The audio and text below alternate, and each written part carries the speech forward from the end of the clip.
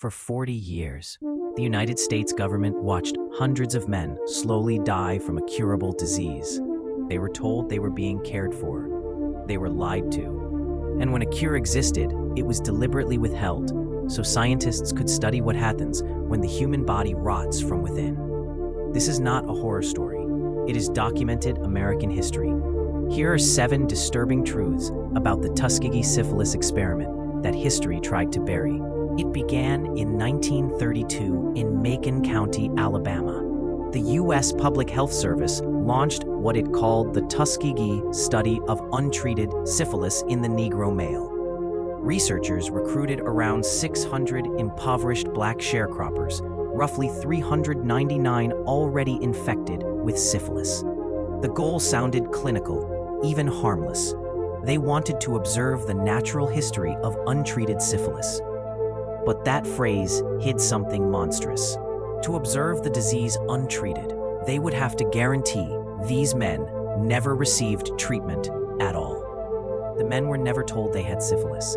Instead, doctors said they were being treated for bad blood, a vague local term covering everything from fatigue to anemia. They were promised free medical exams, free meals, and free burial insurance. To desperate men who had never seen a doctor, it felt like a blessing. But every kindness was a lure. The exams tracked their decline, the meals kept them coming back, and the burial insurance simply guaranteed the researchers could examine their bodies after they died. So the first 15 years, no reliable cure for syphilis existed anywhere. Then, in 1947, everything changed. Penicillin became the standard, effective treatment for the disease, capable of curing it completely. This was the moment the study should have ended.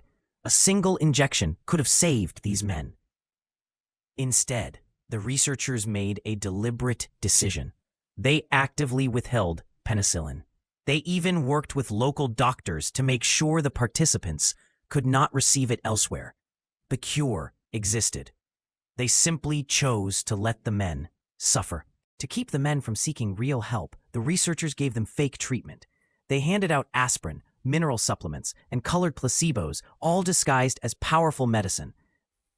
Painful invasive spinal taps were dressed up as free special treatment. When World War II arrived and some men were drafted, they were ordered to get treated for syphilis by the military. The study officials intervened, blocking them from care, ensuring these men returned to the experiment untreated and still dying. The most chilling detail is how long this lasted. The study was designed to run for 6 months. It ran for 40 years. It survived the Nuremberg trials, where Nazi doctors were condemned for human experimentation. It survived the creation of ethical codes meant to prevent exactly this. Generation after generation of researchers inherited the project and continued it, fully aware that men were dying preventable deaths. Nobody stopped. Nobody blew the whistle. For 4 decades, the machine simply kept running. The suffering did not stay contained within the men.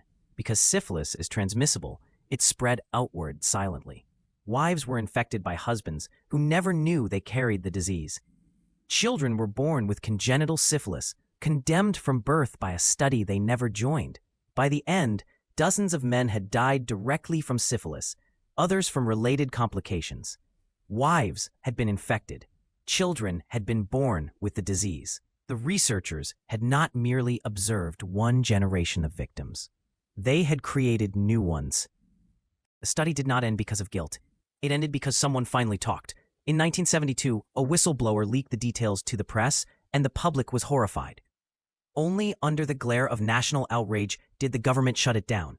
4 decades too late, the fallout reshaped American medicine. It led directly to laws requiring informed consent, the very thing these men were never given. A formal presidential apology came in 1997. Too late. But for most of the victims, it arrived far too late. The Tuskegee study was not a mistake. It was a choice, repeated every single day for 40 years. It stands as proof that the greatest horrors are not always committed by monsters, but by ordinary people following orders and filling out forms. Its scars still shape distrust in medicine today. Remember their names. Remember what was done.